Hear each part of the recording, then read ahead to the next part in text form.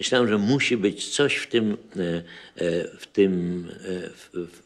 szerokiej, dużej widowni, między innymi w tej widowni, która siedzi przed telewizorem i nie idzie w ogóle do kina, która czegoś oczekuje, jakiegoś innego filmu.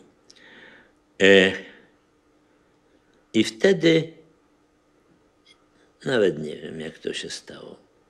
Trudno mi jest w tej chwili zrekonstruować, jak doszło do tego, że ja zacząłem myśleć o tym, żeby przenieść na ekran nasz narodowy poemat Pan Tadeusz.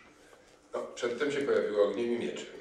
Pojawiło się przedtem Ogniem i Mieczem, to prawda, ale Ogniem i Mieczem nie było dla mnie żadną wskazówką. Znaczy było wskazówką, że Ogniem i Mieczem zyskało fantastyczną, wielką, 7-milionową widownię, o czym nie mógł marzyć żaden polski film, który ograniczał się do kilkudziesięciu, kilkuset tysięcy, bardzo rzadko, widzów. A tu nagle cała Polska poszła do kina, żeby zobaczyć Ogniem i Mieczem. To jest prawda. Ale punkt widzenia Sienkiewicza zawsze był mi obcy. Nie myślałem, żeby iść w tym kierunku tylko dlatego, że Jerzy Hoffman odniósł sukces swoim filmem. Pomyślałem, że może, ale to było nieuświadomione, to chyba dzisiaj tak sobie to tłumaczę, że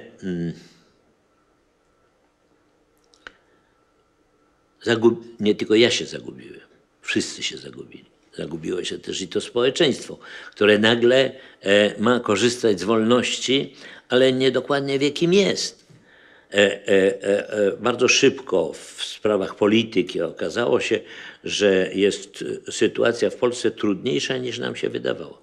Nam się wydawało, że Polacy czekają tylko na moment wolności i w tym momencie wszyscy mają inicjatywę. Wszyscy chcą robić filmy, wszyscy chcą zakładać fabryki, jak w Ziemi Obiecanej, wszyscy chcą odgrywać jakąś rolę, no, uczyć się, wszystko, że to będzie eksplozja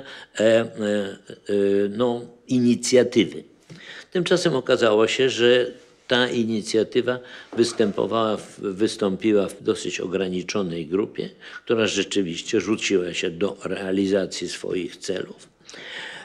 Ale duża część społeczeństwa, w tym niestety i duża część związków zawodowych, Solidarność, wcale nie brała takiego udziału, tylko powoli stawała się coraz bardziej hamulcem.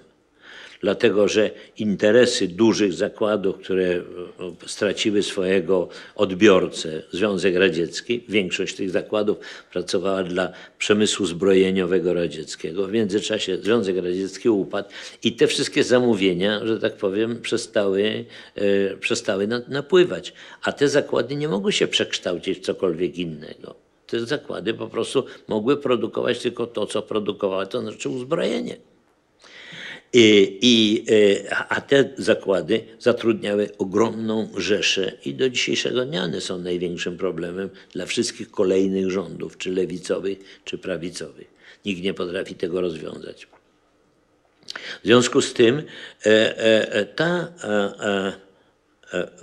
widownia stanęła przed jakimś pytaniem, no wolność, ale kim my jesteśmy? Skąd my przychodzimy, jak my się nazywamy. I myślę, że film Hoffmana był oglądany jakby z oczekiwaniem właśnie tego. Aha, to my kiedyś zwycięstwa odnosiliśmy, kiedyś byliśmy tacy buńczuczni, zadziorni.